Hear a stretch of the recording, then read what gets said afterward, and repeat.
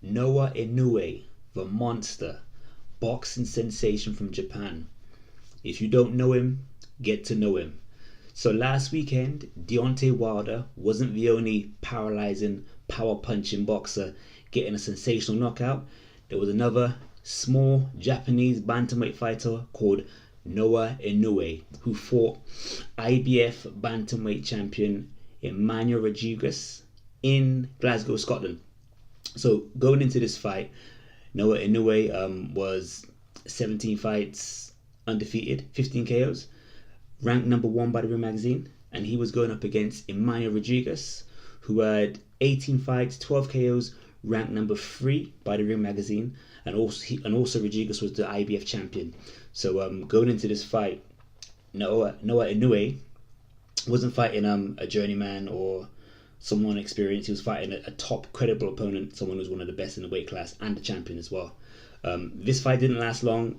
Noah Inoue knocked out Rodriguéz in 2 rounds. So the first round, very patient, cagey affair.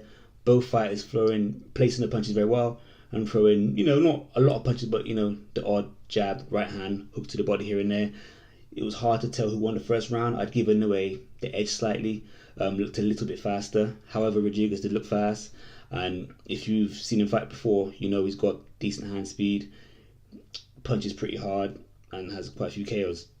That was the first round, very cagey. The second round, it didn't last too long.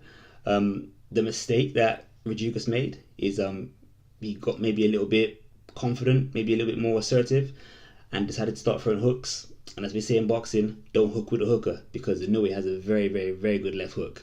And from that moment on, Rodriguéz started hooking.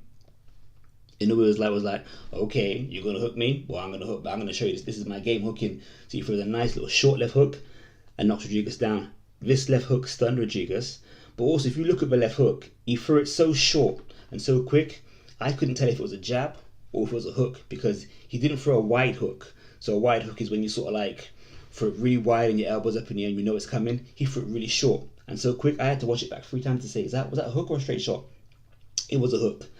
He went down, Rodriguéz got up, and what I like is that what Inoue did, he didn't go and headhunt. He went for the body. So his next shot was like a looping right hand just under the solar plex, knocked him down. Rodriguéz was on the floor, and as he was getting up, he was shaking his head saying, no, I'm in pain. I don't really want this anymore. Because he did come to fight until he realized that he was getting punched a little bit too hard. Anyhow, he got up, the fight continued, and I didn't see what Inoue threw. It was just a barrage of punches and he got him out of there. So Inoue knocks out the number 3 ranked contender by the Ring magazine and IBF champion Rodriguéz in 3 rounds. Now this fight was part of a tournament called the WBSS, the World Boxing Super Series tournament. And that was a semi-final match.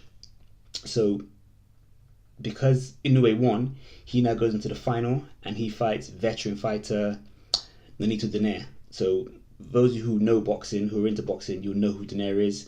He's got a lot of good knockouts in his career. He's now 36. He's lost 3 of his last 10 fights. He's probably on the decline right now. I don't think he'll win. I don't think he'll beat Inoue in the finals. I think he may extend him with his experience and maybe go like to the mid rounds and cause a few problems. But boxing normally is a young man's game, unless you're Mayweather, Hopkins, or George Foreman. And Inoue is hot right now, and I think he'll get the win.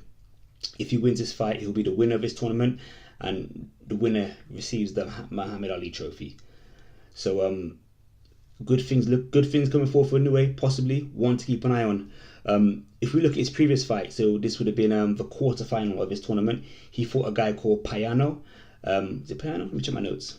Yes, Payano. And Payano was ranked number 5 by the Ring magazine. So once again, he's fought number 5 and number 3 ranked fighter consecutively. This fight didn't last long at all. This fight was finished in the first round, and I saw Inoue only throw 2 punches: a straight left hand jab followed by right hand, and Payano was out. So a lot of these smaller fighters, because he's a bantamweight, meaning he weighs 8 stone 6. A lot of these smaller fighters don't get a lot of recognition, but we have a good one right here. That if you're not into boxing, if you're a casual fan, you should YouTube him, look him up. Very exciting to watch. So Inoue is now the IBF champion. If he wins this fight against the Nair, he'll be a unified champion. He'll have the IBF and WBA belt. So he'll have 2 belts. There's another fighter called Zolani Tete who fights at the same weight. He's from Africa. I'm not sure which part of Africa he's from, but he holds the WBO belt. So that may be a good fight, and maybe he can cause Inoue some problems. That'd be a really competitive fight I'm looking forward to, possibly because Tete has good hand speed and he's tall as well. So I'd like to see how Inoue deals with that, because I do believe that Inoue is from what I'm seeing, possibly is susceptible against straight shots. If you're gonna hook with him, don't bother. That's his forte. But yeah, Inoue, very good. He's just recently moved up from junior bantamweight to bantamweight. So junior bantamweight would be 3 pounds lighter. It's about 8 stone 3 maybe, up until 8 stone 6. So Inoue, Japanese sensation right now, called the Monster. Also previously previous to the piano fight, so a lot of you UK fans may know, this was on Sky Sports TV. He fought a UK fighter for the WBA junior title.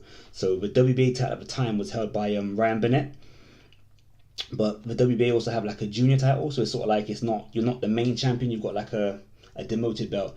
He fought McDonald in the UK.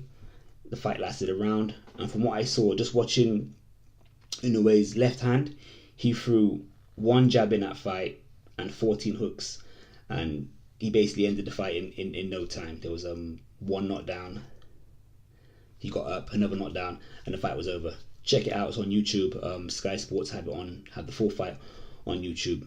Definitely want to watch. The next video I'll do, I'm going to cover the WBSS tournament, just to give you a little breakdown of what the tournament is, why it was formed. We'll also look at the prior tournaments in the past. So I think in early 2000 there was a Super 6 middleweight tournament which Andre Ward won. He fought Carl Froch in the final, and prior to that there was a heavyweight tournament put on by Don King and HBO, and the winner was Iron Mike Tyson. So look out for this. Mark Sterling loves boxing. Please like, share, subscribe, and if you want instant videos, hit the bell. Alright, peace, I'm out. Bless.